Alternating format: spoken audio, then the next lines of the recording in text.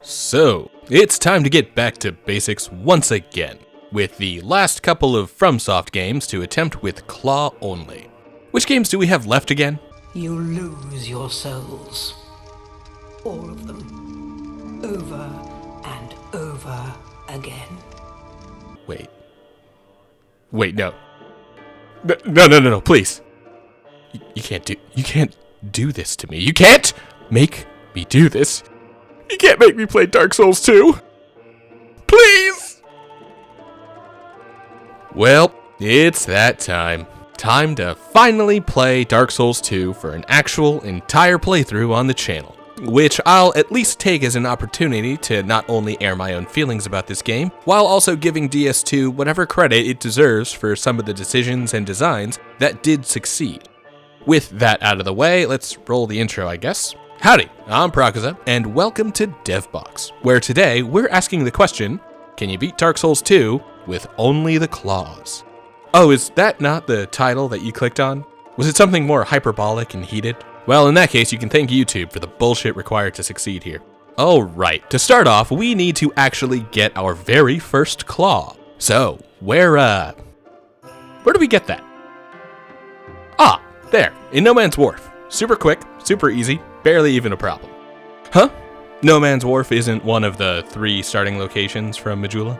Okay, yeah, sure. Sorry, I'm really not that familiar with the game, so I wasn't sure. How did we get here? Well, first we need to go to Hyde's Tower of Flame, the first place I ever got invaded while at half health after dying in this place over and over and over the very first time I played DS2, before realizing that I wasn't even really supposed to come in this direction at the start. Great, I'd been meaning to open that old wound. Hadn't quite festered enough, you know? Anyway, this place isn't too bad, even though we've only got our fists to use at the moment. But that shouldn't be too big of a problem, considering that we can pretty much run past every enemy and make our way directly to the first boss of the run, the Dragon Rider.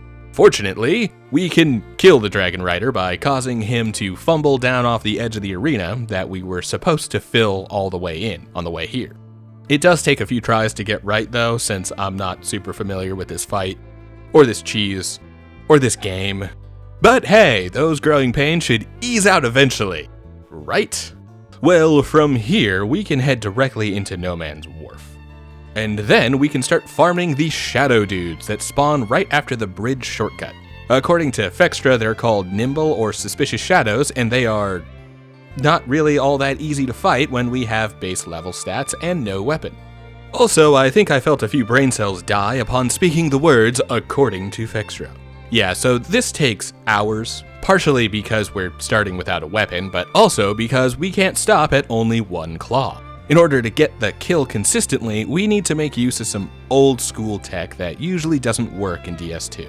The run starts by shoving the first hollow into the water. He'll be a problem later if we don't, followed by carefully walking around the pirate soldier guy hanging on the edge of the pier. If we pass by far enough from him, then he won't pop up and attack us. Then we push the archer back off the pier. He won't die, but it'll at least knock him out of range to cause us further problems down the road. And now we've got one final guy to push off the pier. This one will fall and die if we hit him 2 or 3 times. Error on 3 here. The third rarely causes us to follow if he falls after 2, but if he doesn't, then he'll wind up walking back and reverting all of your progress. Finally, we need to run in this zigzag pattern to avoid waking any other pirates, and then run quickly up the way to where the shadows are. Here, we need to perform a quit out in order to reset the aggro on the Dark Dwellers in the little shack before the ramp up. It won't reset their position if they climb too far, since the DS2 quit out saves the locations of all enemies, which is why we needed to push so many hollows off the pier and avoid getting the attention of the other pirates on our way through, even if we were going to quit out anyway. But resetting their aggro will at least keep the Dark Dwellers from coming and attacking us while we fight the 2 shadows. Then we can step forward slightly to get the attention of the first shadow. Kill him with a handful of backhand combos and a good backstab, or back punch, I guess. After the first one is dead, run into the far corner to aggro the second shadow, and kill him the same way. Then head back to the bonfire. You can dark sign here if you want, but the souls we'll earn doing this farm for hours can be helpful. And repeat until you get the first claw in about an hour worth of farming. And if you want a second claw, because we'll eventually be power stancing claws, then spend 10 extra hours doing the same grind, only now with one claw in order to get the second one to drop. We'll also need to join the Covenant of Champions at some point to make sure the shadows keep respawning. Fun fact, in Scholar of the First Sin edition, Covenant of Champions not only makes enemies stronger, but also respawns any enemies that have been killed the 12 times required to make the permanent despawn happen, and stops the counter for any other enemies to hit that limit, which makes farming possible, but enemies are stronger, and we can't clear out the earlier spots before we get to the guys we're actually fighting. And all of that is while we still need to punch things to death with our bare fucking hands. It's great that we spent all this time and energy on this too, because the Malformed Claw is the only strength-based claw weapon and requires 24 strength in order to properly power stance, a stat threshold we won't cross until we're nearly through the entire base game, since our other claws we'll be grabbing are all improved with dex. Speaking of other claws, so we've got the Malformed Claws, but these are an interim weapon, something that will let us get to our ultimate goal without having to fist everything from here to our next destination, which is to find Laddersmith Gilligan, who is in Earthen Peak. Hopefully, anyone more familiar with this game than I was when starting this playthrough will understand the gargantuan task that puts me on with +0 Malformed Claws, because this means our next location is Huntsman's Copse, aka the Poison Butterfly Forest. Here in the old Copse, I learned something about DS2, and about myself actually. I learned that we are both incredibly insecure. Let me explain. I'm a giant baby who struggles with introspection and conflict, especially if any that comes as a consequence of my own thoughtless action. As for the insecurities in DS2, it's less of a fan of the original than the third would eventually be. What I mean by this is that DS2 is very concerned with all of the ways that players took advantage of the systems in DS1. We've already touched on this with the way that quitouts don't reset enemy placements, but it goes a few steps further than that. There is also the lack of iframes during animations that would have been marked safe in previous and future titles, like opening doors, accessing fog walls, and performing backstabs. All of this is in service of keeping players conscious of their choices in the midst of combat, and stops us from running through areas without having to actually deal with every enemy that gets in our way. Well, on top of the lack of protections and exploits in the player's favor, there is one final tweak made to add extra difficulty from the enemy side of things. Enemies are now extremely fast and aggressive, chasing us nearly from the start of an area to the boss fog wall at the very end, usually able to run much faster than the player as well.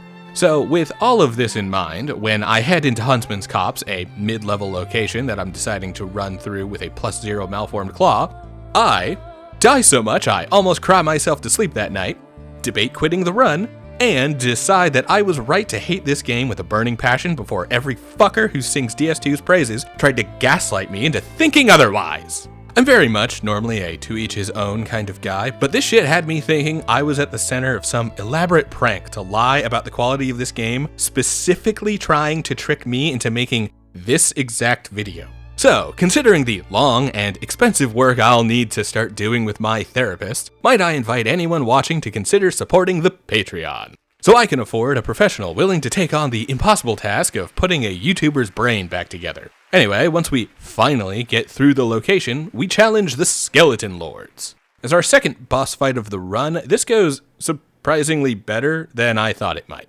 I mean, the Malformed Claws aren't doing much yet, but they get the job done. We've also been collecting life gems as we've progressed, which has left us with a hefty collection walking into the fight.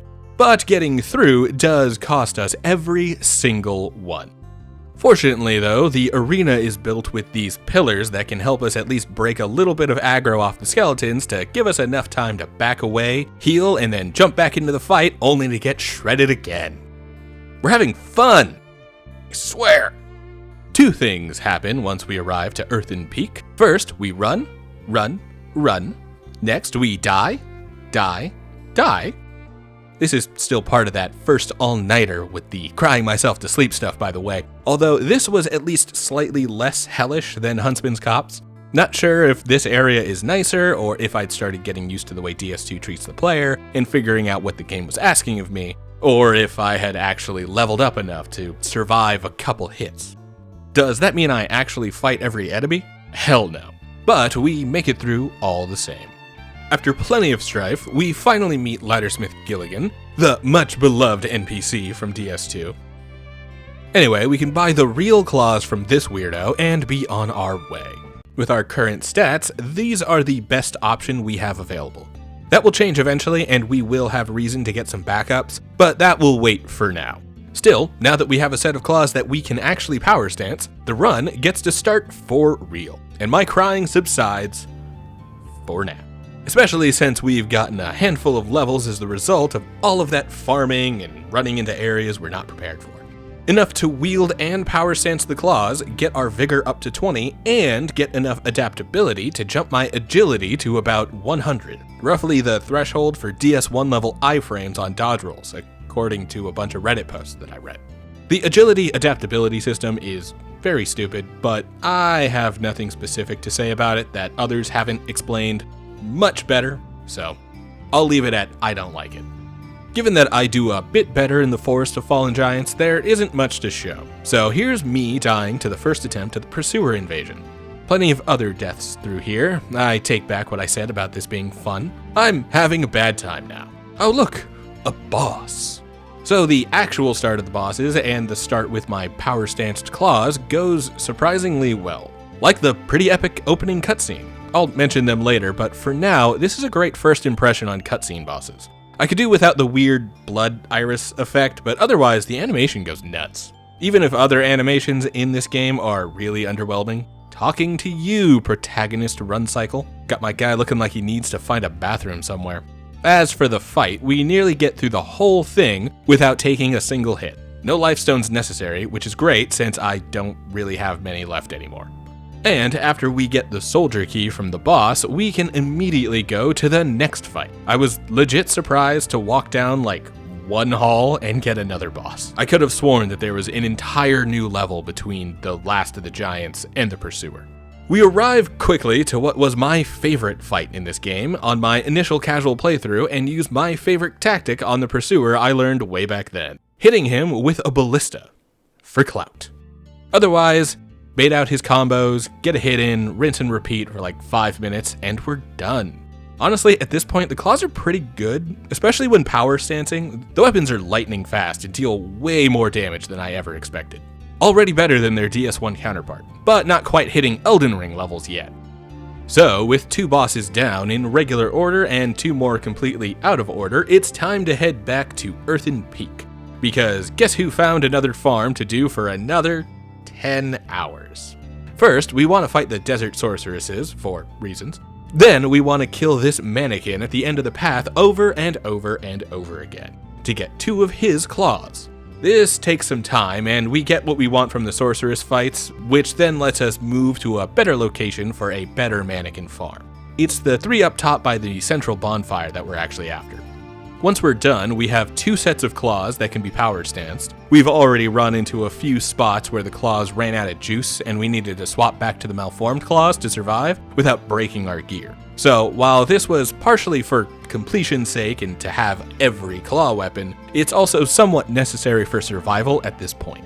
The only thing to remember when trying to specifically keep multiple sets of power stanceable weapons is to remember to re-enter the stance after switching. The bearer of the curse here changes his left hand pose a bit when in the stance, so keep your eye on that. If you aren't preparing to hold your cock out, then you're only swinging half your gear.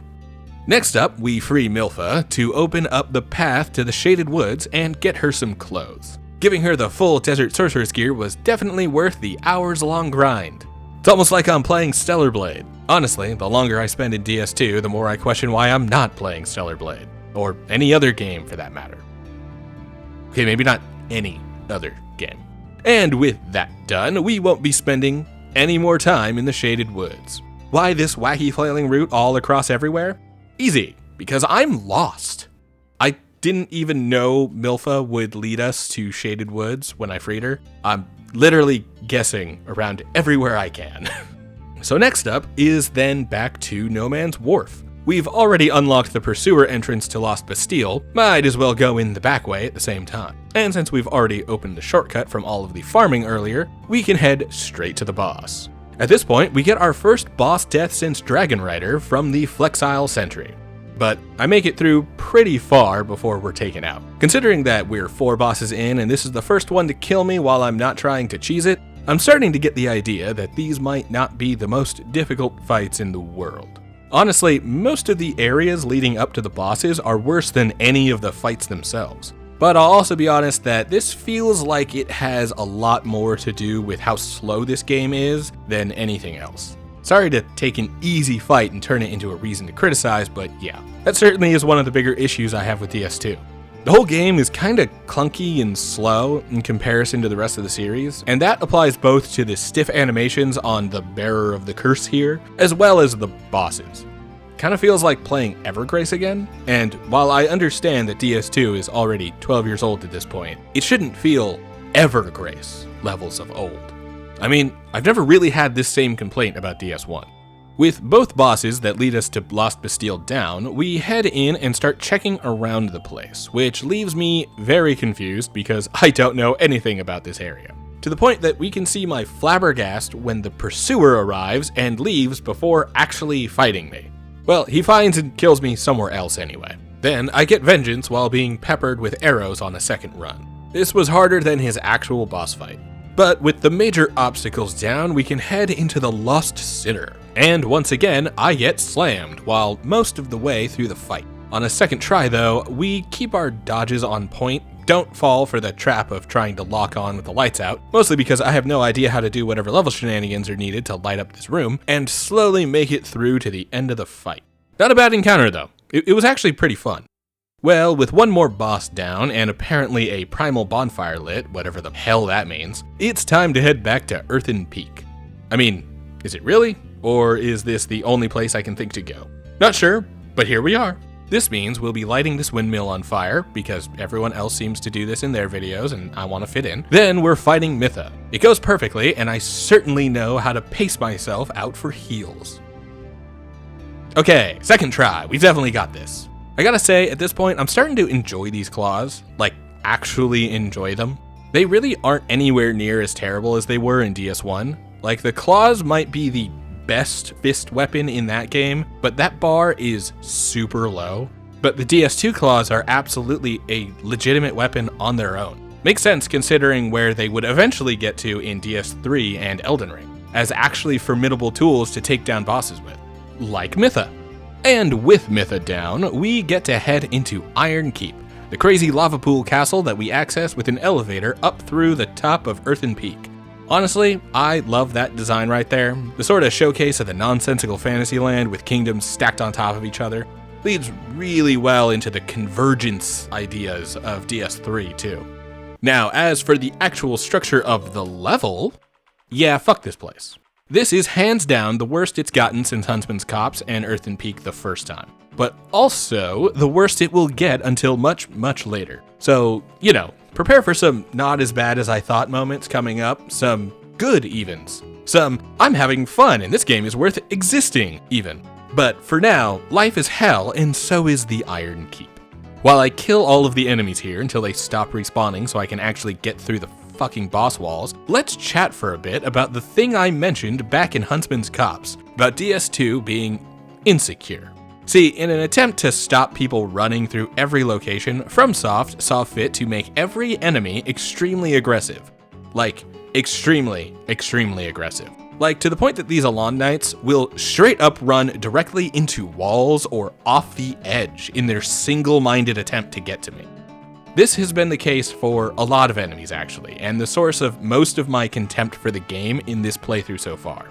So many of them are so aggressive, run so fast, and stay aggroed for so long that it's not only impossible to run through them and make it to the boss gate, but it's impossible to walk into a location and safely fight only a few of these dudes at a time. I will note again that I am playing Scholar of the First Sin, and I'm not sure if that makes the enemy placements worse. I know that they're changed from the original, or if the original might have been more forgiving. But at least for what I'm experiencing now and what I remember from my first casual run a decade ago, this is miserable. It makes levels like this a major slog, where our options are to fight 100 dudes in a row while being shot at by arrows and try to keep enough healing to make it through a boss that slowly drains our HP whenever we're close to him. Or take the long method of full clearing the level to the point that nothing can ever spawn again, and we can walk into the fight as many times as we want, which in this case is twice. Yeah, Smelter Demon takes me out on the first attempt. The wonkiness of the iframes on dodge rolls and the big hitbox of his sword catches me in ways that feel unfair at times, but they aren't unreasonable. There are still certainly ways to get out of range of his attacks, or properly positioned to get through without getting hit too much. Either way, the Smelter Demon, like the Flame Lurker who came before him, sucks and I don't like him. I still don't think I'd call him a bad boss, but he's certainly annoying as hell with his stupid ambient damage aura that he has in the later phases. Oh, and we kill the Pursuer that spawns in the Smelter Demon's boss room for a better Ring of Blades, and to flex. Otherwise, we continue to say fuck this to all of Iron Keep. I hate this game and everything it stands for, no matter how cool some of its artistic aspects might be. Which is also double-edged since the animations are so stiff and the colors are so muddy and muted. Alright, with that covered, we can jump right into the old Iron King. This one, we managed to nail in a first try. Not much to say though, he has a neat gimmick of being out in the lava and having to retaliate to his attacks, and he's kinda tanky. That's partially a but he's kinda tanky, and partially a simple observation. It's not all bad. If you like the gimmick, it isn't terrible. If you don't, then yeah, his chonkiness wouldn't feel great. It's fine for me though, no real complaints. And time to head back to the Lost Bastille, because there are 2 more bosses there that we haven't taken out, and this is going to be an all bosses run. Because if I'm going to suffer through this game for a video, then I might as well go all in. This then leads us to the Ruined Sentinels, which I kind of expected to go a lot worse, but considering the massive levels I gained back in Iron Keep, I'm not too surprised to see that a boss I should have fought like 6 hours ago is another simple affair. That's not to say that it isn't difficult, but they each go down pretty quick. One of the biggest surprises here is exactly how powerful the claws continue to be. Like, this damage output is insane considering where these weapons were in the game before this. Next up are the Belfry Gargoyles, which has an interesting note to call out. While DS2 has had mostly original music up until this point, as far as I can tell, though to be fair, some of it sounds like it could have come out of the Evergrace/Shadow Tower era, this song is the same as during the DS1 Bell Gargoyle fight. Neat. Not so neat, I die on my first attempt against these guys. Okay, well, maybe that's fun for you guys, but for me, it means having to do the run back again. And while this one isn't the worst so far, it certainly isn't what I'd call super duper fun.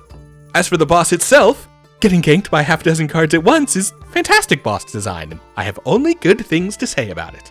There definitely isn't a gun to my head as I read fuck! I mean, as I say this statement of my own accord. That good? He faded into the shadows. I don't think we're good.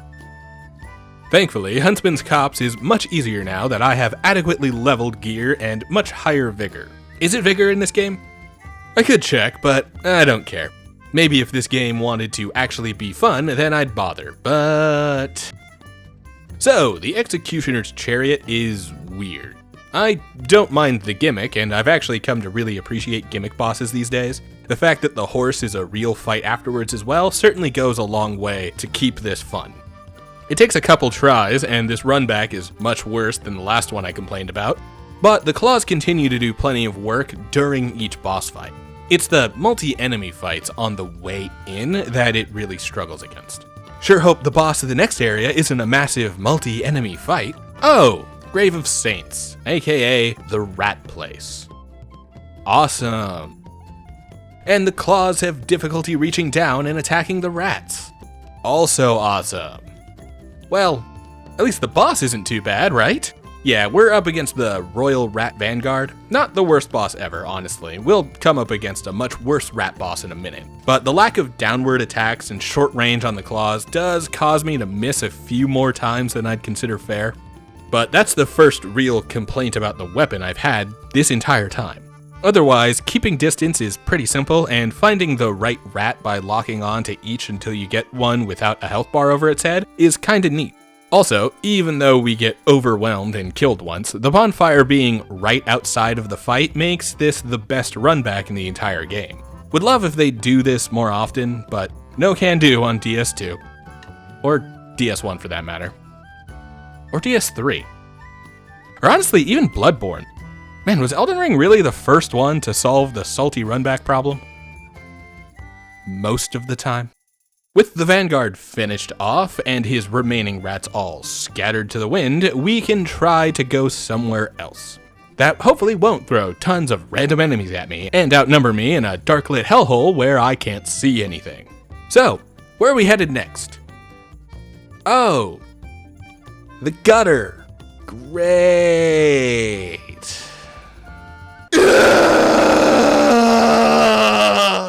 And we're onto the Rotten. I gotta hand it to speedrunners, man. Those folks are on that crazy shit. If they can kill this guy repeatedly for extra souls, one was plenty for me, thanks. I wasn't even sure if I'd ever beat him. It's also a weird end of the path here, with nothing beyond the area and nowhere else to go after beating the boss. Guess I'll homeward bone out and try to find a new location to go to after this. I mean, we could try the Shaded Forest now. We should be about the proper level for that place, right? Not gonna lie, I like the Shaded Forest. Invisible and ghost enemies included. This was really fun to get through, and the added pressure of playing hide and seek with the curse pots was super tense. One of the highlights of the experience, to be honest, certainly up there for being creative, tough, and fun, especially for DS2. At least it's not the clusterfuck that was Iron Keep. Once we're through my favorite area so far, we get Najka. Similar to Mytha, this goes perfectly, and I don't overextend on my attempts to heal at all. It's the hot monster girls, I tell you. They distract you with those sexy snake and scorpion halves and then kill you. Well, on a reset, the boss is otherwise pretty simple. Definitely would have had it if the game didn't decide to kill me. That's definitely what it was. The game's fault. Not me. And once again, we're back to Earthen Peak. Final time, I swear. This time we're heading back to kill a mimic at the top of the tower for the work hook. The worst claw weapon in the entire game. A truly terrible, terrible piece of gear that will never be getting used and wasn't worth the effort to grab. So why am I using a bonfire aesthetic to do it again? Alright, well, now we can power stance hooks, I guess. So, how far are we into this game? At this point, like 80%, 90%, we're almost done, right? Wait, half? We're only halfway through the okay. Time to speed things along a bit. DS2 is way too long, has way too many bosses, and this is starting to drag already. So let's skip forward until we get somewhere actually interesting. Alright, in the Doors of Pharos, we kill some dudes and open some doors, then it's Royal Rat Authority time. First bad boss I've run into so far. No joke, even Smelter Demon was at least kinda interesting and enjoyable, but not Civ here, sucks hot, sweaty ass. Quick trip back to Hyde's Tower of Flame, Dragon is annoying, not really sure what the intended plan of attack is here, then Dragon Slayer armor. Very familiar movement, otherwise GG easy. Once again, I like all variations of the Ornstein fight, even here in DS2. Next we move on to Brightstone Cave Seldora. This place also kinda sucks, but it's a cave filled with spiders. What do you expect? For Prowling Magus in Congregation, try not to get overwhelmed, otherwise GG easy. For Duke's Dear Freya, could've gone better, nearly went worse, avoid the laser, and switch between heads quickly. Okay, and we're into Dranglake Castle. Time to slow down again for a second, because we've got some actual stuff to talk about. For now, I find the soul statue mechanic to be super neat. A great use of a mechanic that has been hiding in the background up until this point, and plays on the positioning that is so key to Dark Souls combat in a way that other encounters rarely do. Next up is the Twin Dragon Riders, which gives us the chance at a rematch against the first boss we cheesed without any weapons. Nice to actually fight him for once, even if it is still pretty simple. Might be cool if the archer one got a little more health to keep that pressure on for longer in the fight, but then again, knowing to knock him down is really the major obstacle with these two, so I guess it works. But these two aren't the real reason we're slowing down here. There are two other sections that I want to really give their proper time of day. One good, the other not so much. First up, the not so much, is the remaining trek through the castle, and even the trip up to the Dragon Riders, to be honest. First off, there are the various enemies that slowly wake up throughout the area. It's a neat mechanic, and the fact that not everyone wakes up keeps the tension up in a brilliant way, I will be honest. That said, there are so many of them, and they are extremely aggressive, once again. This is honestly where my biggest gripe with DS2 comes from. The insecurity to not be steamrolled by DS1 absolutely grinds terribly. And then I ran into the only thing worse than the developer-intended assholes. That's right, one of you assholes! I hate invasions with a passion, and DS2's invasions are the absolute worst. With being dead and losing so much of my health bar, not stopping the online activity that can't be opted out of from infecting my game. That said, at least the dude who invades me in Drang Lake fought fairly, even if he kicked my ass twice. But still, I don't like PvP in these games, and I hate how much it's forced on me. Not fucking once have I ever been invaded and thought, oh, I'm about to have a good time. And yes, I know now that I can burn human effigies to cut off invasions, but I didn't know until after leaving this place. Okay, that heat over with, froth wiped from my mouth, let's get to the boss of the area, the Looking Glass Knight. I might be in trouble here, especially if that guy invades again during the fight. Well, I won't lie, this went much better than I expected. For one, the knight didn't bother with any actual players, instead only summoning the greatsword-wielding NPC, who is easy enough to take down. The claws are actually pretty effective against NPCs anyway, holding most in place because of the lack of poise in DS2, and letting me rush them down to nothing with a flurry of slashes and hopefully a bleed me or two.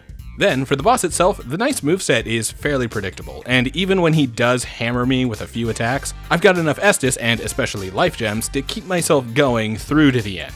Another decent, if not incredibly easy fight. However, with the Looking Glass Knight down, we now have to face with the legendary Shrine of Amana. I won't lie, if there was one location I was worried about heading into, it was this. If the hearsay about Sniper Alley is even half true, then I'm in for a terrible time. And once I'm through, I can say, it wasn't as bad as I feared. Honestly, I got through this easier than the castle, or the Iron Keep. As for the Demon of Song, that's not too different from the old Iron King, only this time without as many holes for us to accidentally fall through and instantly die. So yeah, dodge the frog-faced foreskin lady's attacks and punish while the weak part is exposed. Next fight, please. Something fun. This next area tripped me up a bit. All of the hollows and the ringing bells in the Undead Crypt, and then the phantom summoning ad infinitum, it's a tricky location to navigate without getting overrun.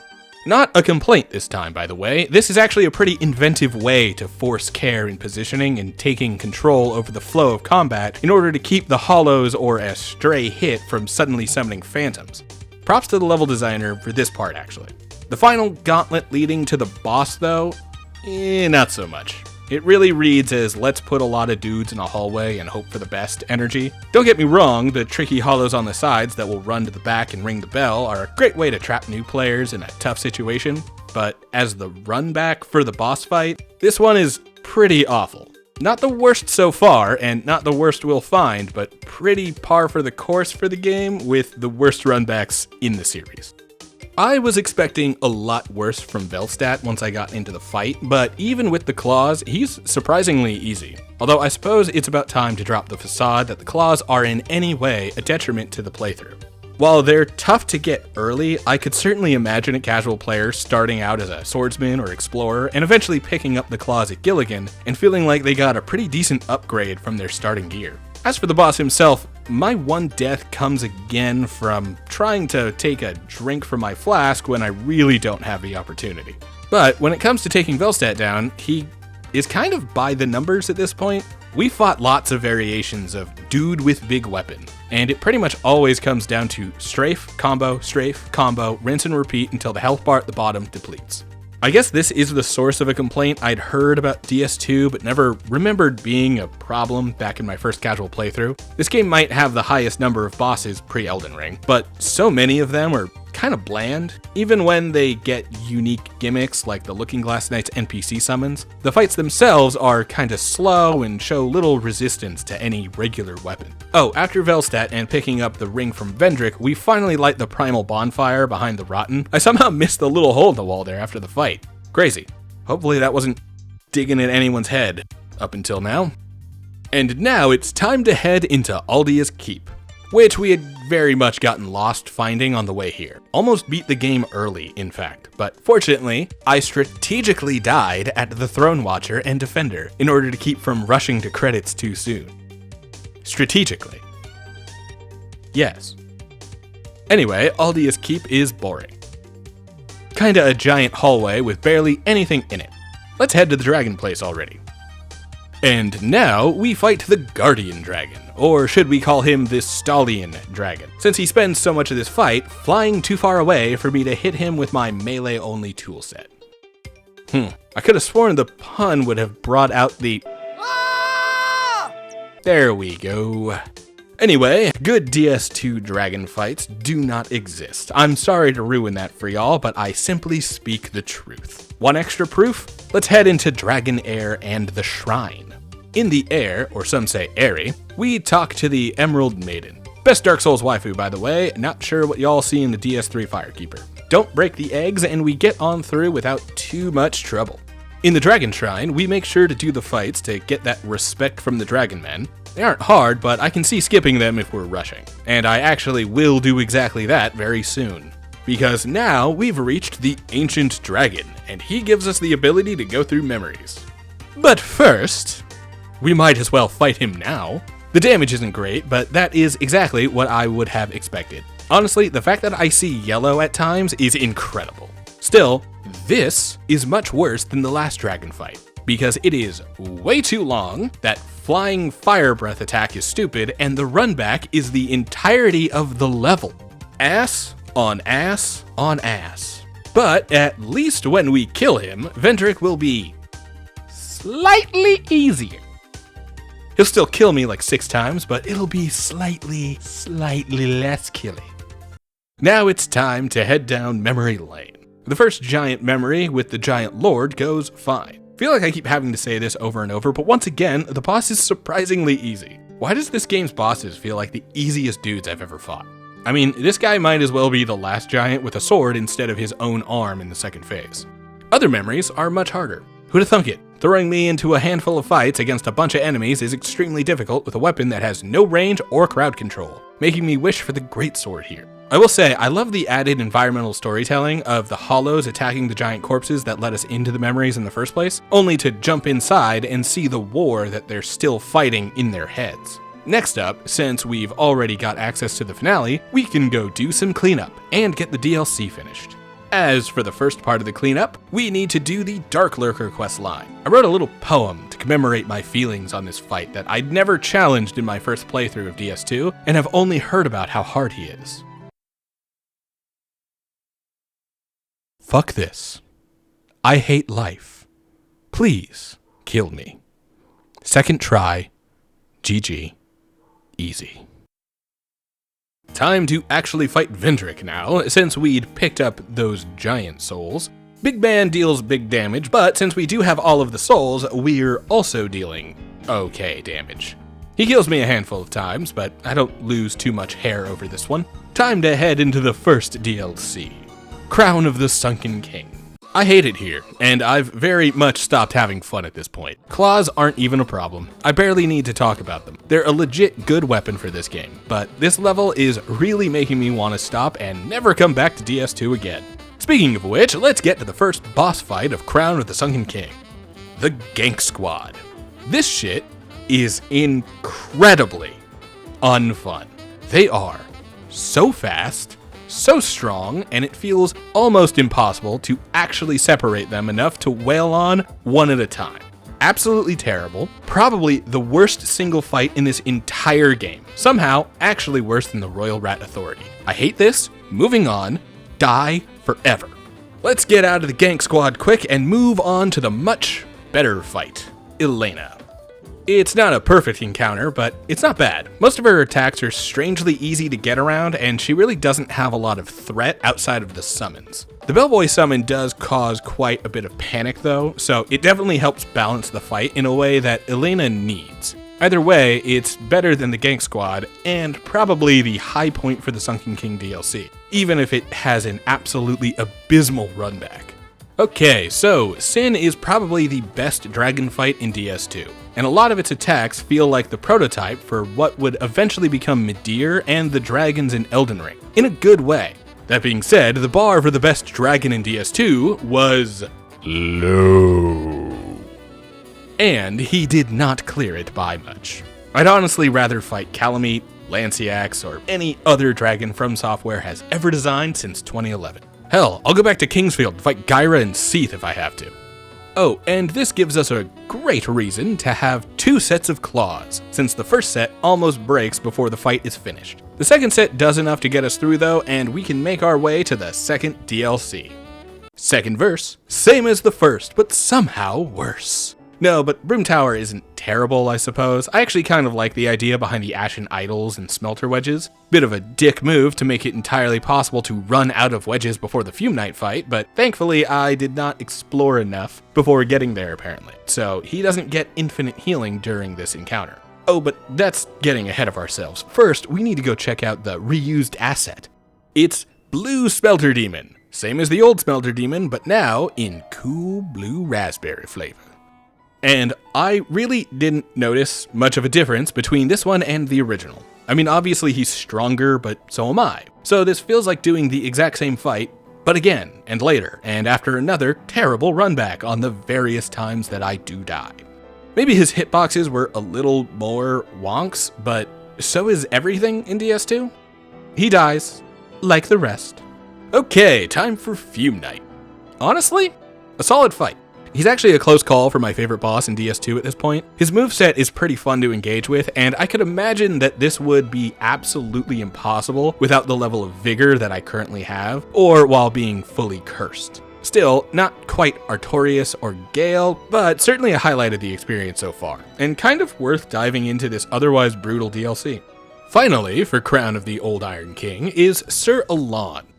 First off, fuck this run-up. The fact that I have to do it every time is insane. Could have also brought this up during the Gank Squad fight or the Smelter Demon. It's the entire reason I may never do Dark Lurker again, but this feels like the most egregious so far. And I need to bitch about it real quick, since this is the worst part. As for the fight, it's alright. Definitely could be one of the better fights, but some of these hits feel more like wonky hitbox antics than fair strikes. Either way, it's definitely possible to get around any of the wonkier hits, and so I could totally imagine people getting that notorious seppuku no-hit without really trying for it from familiarity with the fight alone. Maybe if the runback wasn't so terrible, I would have a better vibe on this fight and consider him up there with Fume Knight, but currently the full experience around the fight brings the quality of the actual boss himself down a peg.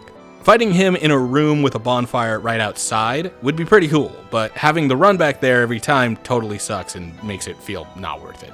Alright, time for Crown of the Ivory King, the final DLC. And this is the first of these DLC locations that I actually enjoyed traveling through. No joke, no need to rationalize it. It's a very interesting and interlocking level that is built very well and does not rely on overly punishing annoying enemies to fill the space. It's solid fights against solid enemies from start to finish. The first time. Now, I am somewhat familiar with DS2 and knew that Ava would be invisible if I came and fought her too early, and I knew that there was a way to make her visible, but I never actually fought her until now somehow. Straight up never turned left at the start of the area and only ever fought her when I could see her. Definitely makes me think that this place would be interesting if we could kill her when we can't see her. Anyway, there's some Calamite level hitboxes here. Some are really annoying, but once I learn what and how to dodge, then the fight becomes pretty simple. And my claws rip way harder than hers do. I mean, that's objectively false, but they're still a great weapon, okay? Oh, would you look at that? Now we have to do the whole area again. Lame. Even with new sections to explore, it's still annoying to have to retread so much to find what has changed. Might honestly be worth learning how to beat Invisible Ava. Also, once again, fuck invasions and this pussy-ass piece of shit that decides that he's going to run away to the enemies in order to not really have to fight me. If you want to fight, then fight. I'm right here. But if you want to be a prick, fuck off. Hate this shit. Shame on everyone who enjoys the invasion system. It sucks, It has only ever ruined my time, and it is the thing that drives people away from playing these games the most, since everyone knows that going online is only going to lead to getting slammed by some stupid min-maxer who's using some pre-made build a YouTuber designed for them in order to auto-win every fight. I have way too much heat for this topic, and I apologize. But also, I don't. Invaders are scum of the earth. And we've finally arrived to the final boss of the DLC, the Burnt Ivory King. So strange that there's only 2 in this DLC. Every other one had 3 fights to do. Weird. First off, I gotta say that this would beat out Fume Knight outright if the intro didn't require the multi-fight against the Charred Knights. Like, that start is epic the first time. Absolutely incredible to drop from the top with our 4 bros and then duke it out with a small army of Charred Knights that start rising out of the Chaos Flame at the bottom of the world. But it's a nuisance from then on. Could be nice if return fights would keep the Loist Knights dead on subsequent attempts and then not resummon the Charred Knights, but there's a bit more to that than simply moving around the respawn and such, so yeah, spitballing and overall, I think the nuisance is actually worth it for the epic drop. Otherwise, the fight is great. I really do love getting a chaos-addled knight/king who fights left-handed and can absolutely slaughter me with an otherwise rapid-fire moveset. He's great. A wonderful evolution of Artorias. We die on our first attempt, but we manage to keep our victory streak going on the second. And our Loist Knight friend stays alive long enough to get the king down to like half health before this becomes a one-on-one. So I certainly won't dismiss that as the main reason I got this one done in 2. Burnt Ivory King is probably the hardest fight in this game so far, and would probably have been a much harder wall for casual players, if not for the one Loist Knight that can follow into that phase of the encounter. So I really do appreciate the design, especially since he's the last boss in the DLC. I mean, I've heard tell of a super secret boss called Luz and Zelen, but I'm not even sure if they exist. Okay, and we're on to the finale. Let's fight the Throne Watcher and Defender, only actually trying to win this time, instead of strategically dying. Strategically. Overall, the fight is not super terrible. I've heard a lot of shit given to these two in comparison to ONS and other duo bosses, but after Elden Ring and fighting the launch versions of Crucible Knight and Godskin duos, this is pretty okay. Kinda fun even, being forced to take the ordinarily easy boss combat of DS2 at a much slower pace, since being overly aggressive will always end with taking a gnarly hit. They don't trade aggro like you'd expect for a duo fight, but their attacks can be baited to allow for openings one at a time. Not bad. Onward to Nishandra, the surprise final boss of DS2. Nishandra is a simple fight, not too much to really comment on. Honestly, it would be embarrassing to die at this point, after having already slaughtered such harder fights like Fume Knight and Burnt Ivory King. Cool. Cool. Now she dies. And upon arriving to the end, I wasn't sure if I'd done enough to get the Aldia fight, mostly because I'd skipped through all of his dialogue every time he showed up and picked yes whenever prompted. No idea what it did, or even what his voice sounds like, but here we are. It's a long fight, since he stalls with the ambient fire for half the encounter, but not hard. Like, there are a few attacks that might catch me if I'm not careful, sure. That being said, I was not looking forward to having to repeat anything else, since I am so fucking done with this game at this point. We take the dark ending, walking away from the Throne of Want to represent the fact that we are leaving DS2 behind. Forever. Never to be explored again. Check back in 2 weeks. As for my final thoughts on the game, the claws fared better than expected, and power stancing was pretty awesome. Might be cool with other weapons that have more reach or better damage and stagger, although the DPS and stagger was already pretty good once the claws started stringing combos together. How about DS2 itself though? Do I like it now? Is it better than I remember? Was the DLC such a game changer that I am now a new DS2 lover? No, that doesn't mean I don't have to do 2 more stupid runs for stupid content farming.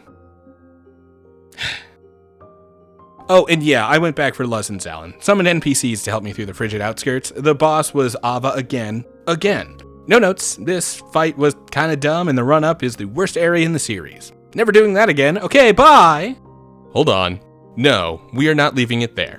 Hi, Editor Proc here to make sure that we give this game its proper credit.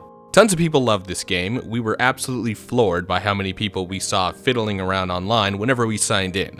No matter what level we were in, no matter what boss fight, there was always a spirit somewhere fighting the same fight as us. So we are not leaving on a "this game is trash, but whatever" mindset. Say something good about DS2 or I refuse to end the video.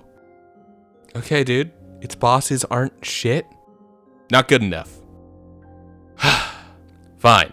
The bosses of DS2 are numerous and many of them are somewhat similar to each other, but that doesn't necessarily mean that they're bland, boring, or unworthy of praise. Many of them include fun gimmicks that set them apart from the others, and with only 2 bosses in the entire game that I'd consider bad, it beats out every other From Software title on the hit rate on bosses. The vast majority are great and plenty of fun to engage with time and time again. Additionally, while I'm not a fan of some artistic aspects, like the animations on the walk cycle for the player character or the muddy browns and grays that the game is covered with, the art from a conceptual standpoint is fantastic. The view when first arriving to Majula is breathtaking. The dragons flying around Dragon Airy is a wondrous sight. Every single cliffside is a feast for the eyes. I only wish that the color palette emphasized that otherwise impressive art design, but DS2 landing right in the middle of the 2010s where every piece of media went with color muting in an attempt to convey a more gritty atmosphere means that it is stuck in a middle ground that hides its better artistic successes. There. Good enough? Better? But you're missing the main point. Yeah. While I might not have enjoyed my time in this game on this run, and probably won't on the next few that I've already committed to, I do understand that there are tons of Souls fans that casually enjoy or even adamantly love and enjoy this game. And it wouldn't be fair for me to shit all over something that others hold so dear.